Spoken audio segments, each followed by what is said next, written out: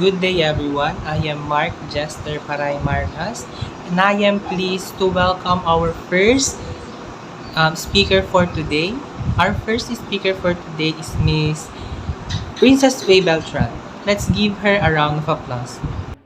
Ladies and gentlemen, today we gather here to delve into the intricacies of radical gender ideology, a topic that ignites passionate discourse and challenges societal norms. Radical gender ideology calls into questions the traditional binary understanding of gender, advocating for a more fluid and expansive spectrum of identities. At its core, radical gender ideology seeks to dismantle the rigid constructs that confine individuals to predefined boxes based on their assigned sex at birth. It acknowledges that gender is not solely determined by biology, but it is also influenced by culture, society, and personal experience. This ideology champions the rights of individuals to self-identify and express their gender in a way that feels authentic to them, free from societal expectations and constraints. By embracing radical gender ideology, we open the door to a more inclusive and equitable society. We recognize and celebrate the diversity of human experience, understanding that each individual's journey is a unique and valid. This ideology challenges us to confront our own biases and prejudices, fostering empathy and compassion toward those whose gender identities differ from our own. However, it is essential to acknowledge the complexities and inherent in discussions surrounding radical gender ideology. While progress has been made in raising awareness and acceptance of a diverse gender identities, there is still much work to be done to dismantle systemic discrimination and oppression faced by gender non-conforming individuals. As we engage in dialogue about radical gender ideology, let us approach the conversation with open mind and willingness to listen and learn from one another. Let us strive to create a world where all individuals are free to live authentically and without fear of judgment or persecution based on their gender identity. The implication of this symposium for future teachers is significant. It highlights the importance of creating inclusive and equitable learning environments where all students feel respected and valued, regardless of their gender identity. Future teachers can learn from the strategies discussed in this symposium to incorporate discussions of gender diversity into their curriculum, to promote understanding and acceptance among students, and advocate for policies that protect the right of gender non-conforming individuals in educational setting. So my questions for those audience, how can we address the concerns of individuals who feel threatened by the radical ideology without dismissing their fears or concerns? Addressing the concerns of individuals threatened by radical gender ideology involves empathy, education, and dialogue. Firstly, acknowledging their fears and and concerns is essential to establish a basis for constructive conversation. Then, providing education about gender diversity, dispelling myths, and clarifying misconceptions can help alleviate anxieties. Engaging respectful dialogue, listening actively, and validating their perspective can foster understanding and bridge divides. What strategies can we employ to build strong teamwork across diverse communities in support of gender diversity and inclusion? To build alliances and coalitions across diverse communities in support of gender diversity and inclusion. Collaborative efforts are key. This can involve forming partnerships with community organizations, religious groups, advocacy networks, and educational institutions. Hosting joint events, workshops, and forums where different perspectives are respectfully heard and valued can foster unity.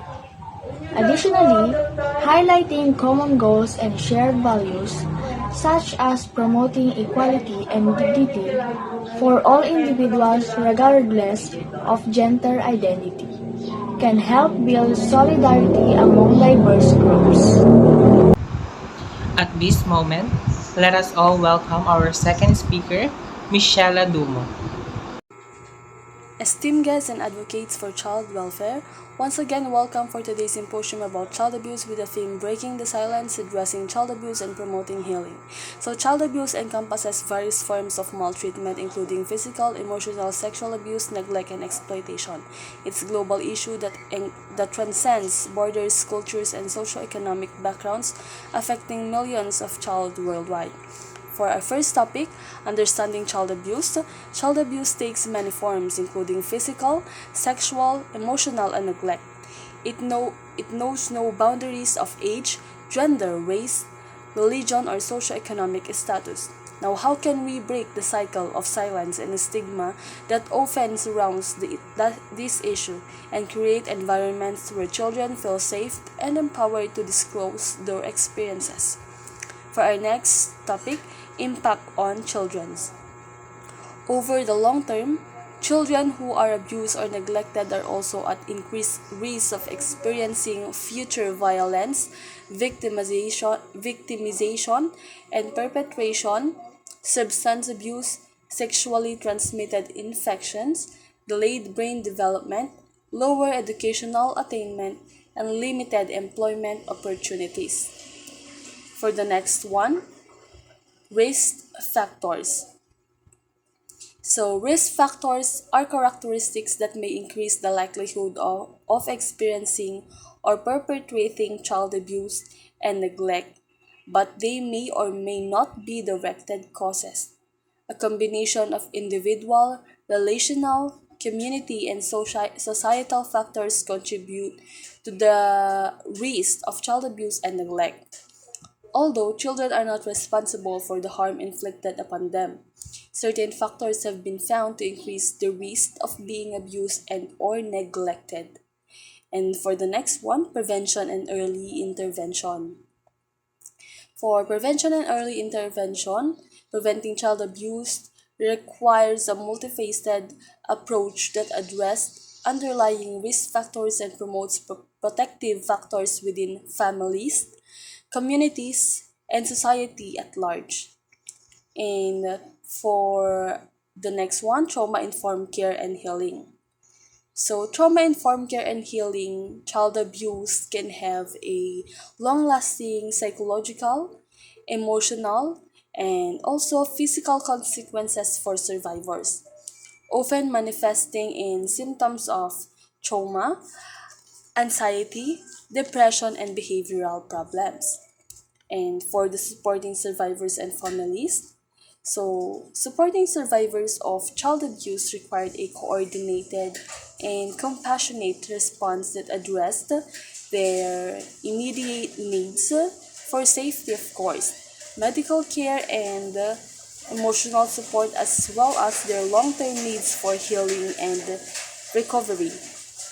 And for the policy and legal consideration, the efforts to address child abuse must be accompanied by robust policies and legal framework, of course, that prioritize the rights and well-being of every children, hold perpetrators accountable, and of course to ensure access to justice for every survivors.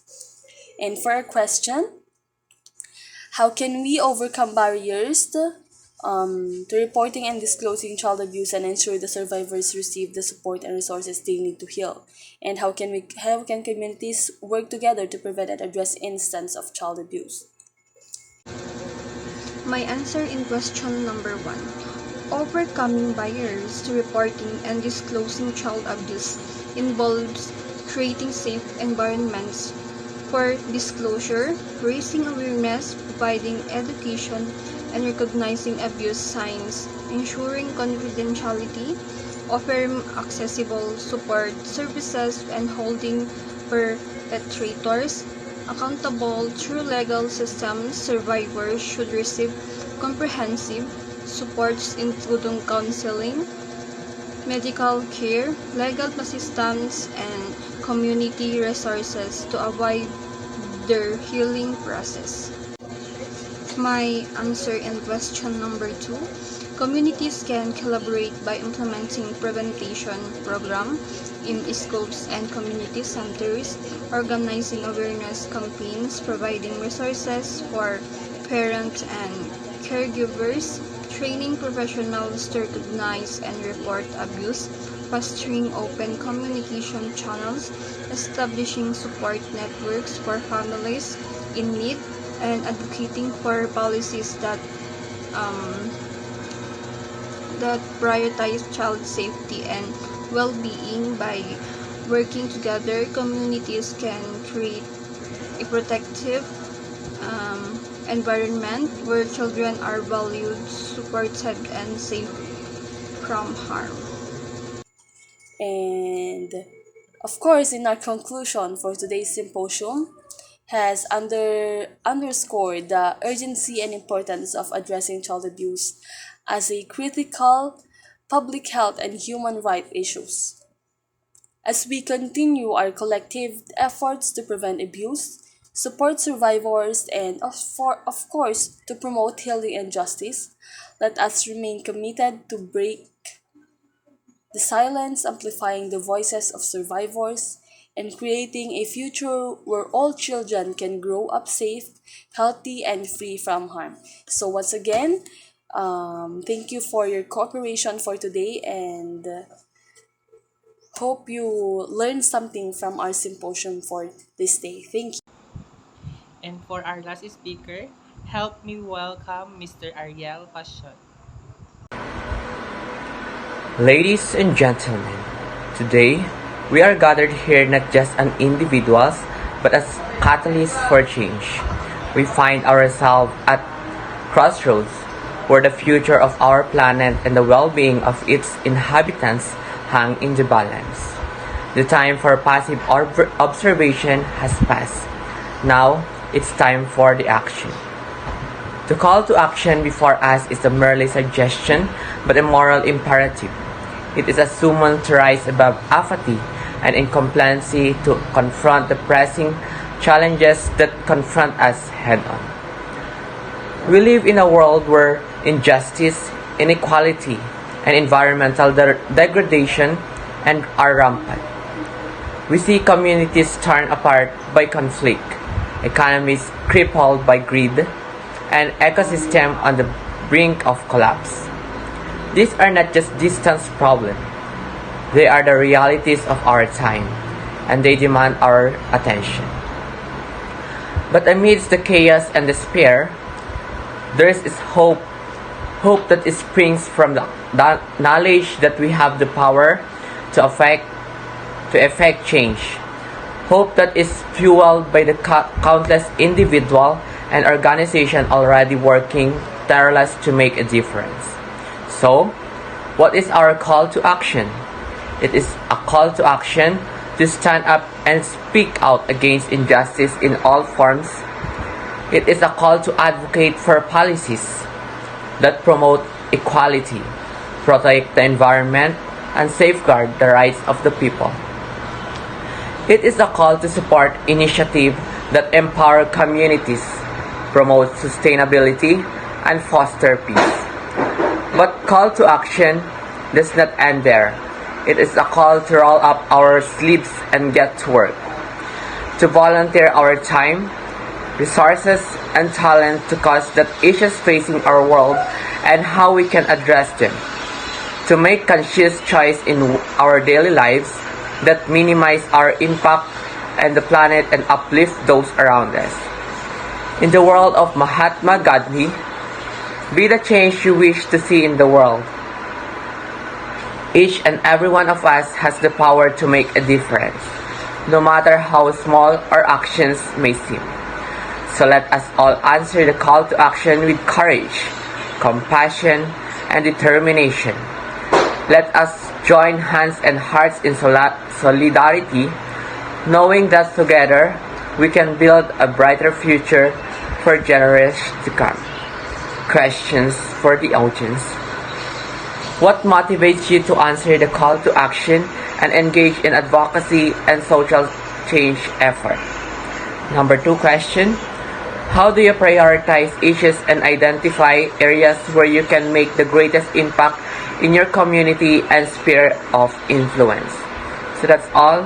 Thank you for watching. Number 1. Promoting inclusive communication. It fosters an environment that encourages open dialogue and active listening, ensuring that diverse perspectives are considered and respected. Number 2. Of course, establishing common goals. It is to identify shared objectives that unites diverse groups and perspectives. Number 3. Cultural competence training. It provides training and education on cultural competence and diversity awareness. It helps team members develop the skills to navigate differences respectfully and effectively. Number 4. Build trusts. Investing time in building trust and relationships among team members. Demonstrate transparency, reliability, and integrity in your actions, and foster a culture of trust through open communication and mutual respects. Number 5, facilitate team building activities. It organizes team building activities that promote collaboration and relationship building among diverse groups. And number 6, creating diverse teams. It builds diverse teams that bring together individuals with different backgrounds, experiences, and perspectives. Diversity within the teams can lead to richer discussions, innovative solutions, and better decision making. Number 7, and lastly, celebrating diversity. Recognize and celebrate the diversity of perspectives, cultures, and backgrounds within the team. How do I prioritize issues and identify areas where I can make the greatest impact in my community? It's engagement with the community members. Why? For we need to understand and see their perspective, concerns, and priorities to identify the community's problems and needs, to evaluate the urgency and impact of the issues. In that way, I know how will I impact in my community. And thus conclude our symposium for today. Thank you for listening and happy learning, everyone.